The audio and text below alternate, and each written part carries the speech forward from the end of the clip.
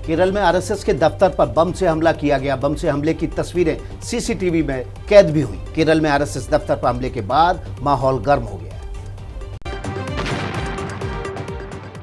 CCTV में कैद धमाके की ये तस्वीरें केरल के कन्नूर जिले की हैं, जहां आरएसएस दफ्तर पर बम से हमला किया गया। इस धमाके में आरएसएस दफ्तर की खिड़कियां टूट गईं, फर्नीचरों को भी नुकसान पहुंचा है। पुलिस के मुताबिक हमला आज सुबह किया गया, जिसके बाद इलाके में तनाव का माहौल है। अब आरएसएस दफ्तर के बाहर पुलिस की तैनाती की गई है, साथ ही हमलावरों की तलाश जारी है। यहाँ बता दें कि थोड़े दिनों पहले ही वायनाड में कांग्रेस के पूर्व अध्यक्ष राहुल गांधी के दफ्तर में भी हमला हुआ था। तो चलिए बात जम्मू कश्मीर की, जहां पहलगाम के बाद आज बालटाल के रास्ते भी अमरनाथ यात्रा शुरू हो गई है। बादल फटने के बाद हुए हादसे की वजह से दोनों रूट बंद थे। भारतीय सेना ने कुछ ही घंटों में बालटाल में नया ट्रैक तैयार कर दिया है और अब इस ट्रैक से श्रद्धालु बाबा अमरनाथ के दर्शन के लिए निकल पड़े हैं। 8 जुलाई को अमरनाथ की पवित्र गुफा के पास बादल फटने से बालटाल में पुराना ट्रैक बह गया था। इस रास्ते को भी दोबारा तैयार करने का काम चल रहा है। अमरनाथ में आई आपदा में 17 लोगों की जान चली गई थी। गुफा के पास हुए हादसे में 40 लोगों का अभी भी कोई सुराग नहीं मिला है। सेना लगातार रेस्क्यू में लगी हुई है। उधर यूपी के हमीरपुर की रहने वाली मां और बेटे की अमरनाथ में बादल फटने से मौत की सूचना से परिवार में मातम पसरा है। मृतकों के परिवार के 11 लोग हादसे में किसी तरह बचकर आ गए हैं, लेकिन उनमें अब भी खौफ है। और अब खबर मध्य प्रदेश से है, जहां श्योपुर में मगरमच्छ ने एक 8 साल के बच्चे को निगल लिया। जाल और लाठी डंडे की मदद से मगरमच्छ को पकड़ने की कोशिश की जा रही है। तस्वीरें एमपी के श्योपुर की हैं, जहां इस मगरमच्छ ने 8 साल के मासूम बच्चे को जिंदा निगल लिया था और फिर लोगों ने मगरमच्छ को बंधक बना लिया। लोग मगरमच्छ के पेट से बच्चे को निकालने की कोशिश कर रहे थे। हालांकि बाद में वन विभाग की टीम और पुलिस के समझाने के बाद लोगों ने मगरमच्छ वन विभाग की टीम को सौंप दिया। एक तरफ लोग बाढ़ का दंश झेल रहे हैं, तो दूसरी तरफ अब समुद्री जानवरों का खतरा भी मंडराने लगा है।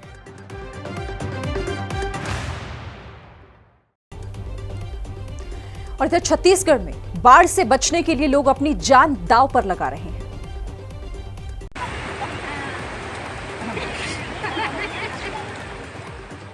उफनते नाले के बीच बच्चे को बड़े से इस बर्तन में बैठाकर ये परिवार इस उफनते नाले को पार करने की कोशिश कर रहा है। हैरान करने वाली तस्वीरें छत्तीसगढ़ के सुकमा से आई हैं। अब इसे इस परिवार की मजबूरी कहें या फिर लापरवाही, ये तय करना मुश्किल है, लेकिन तस्वीरें कई सवाल जरूर खड़े कर रही हैं।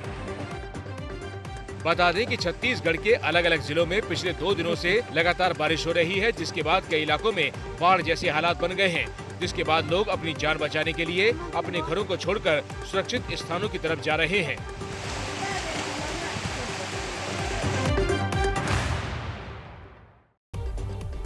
और अब खबर केरल से, जहां एक मॉल में सेल की खबर मिलते ही हजारों लोग वहां पहुंच गए। वीडियो सोशल मीडिया पर वायरल हो रहा है, देखिए। हैरान करने वाली ये तस्वीरें केरल के तिरुवनंतपुरम से आई हैं। यहाँ के लुलु मॉल में इतनी भीड़ है कि पैर रखने की जगह नहीं है। दरअसल मॉल के अंदर हर दुकान पर 50% की मिडनाइट सेल लगी थी, जिसके बाद हजारों लोग शॉपिंग के मॉल में पहुंच गए। मॉल में हर स्टोर पे इतनी ज्यादा भीड़ थी कि दुकानदारों को लोगों को मैनेज करने में भी काफी दिक्कत हुई। सोशल मीडिया पर ये तस्वीरें वायरल हैं। बताया जा रहा है कि 6 जुलाई की तस्वीरें हैं जो अब सामने आई हैं।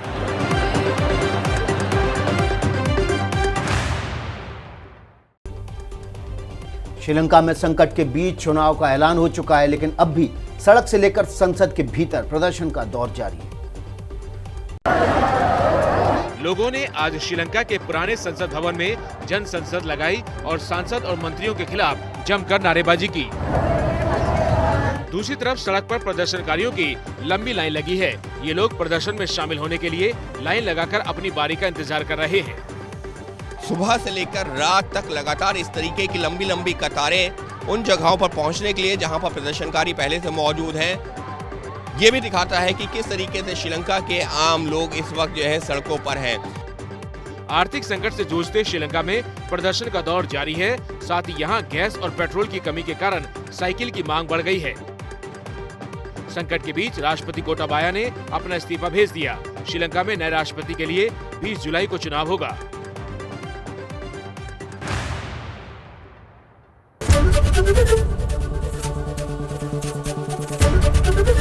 एबीपी न्यूज आपको रखे आगे।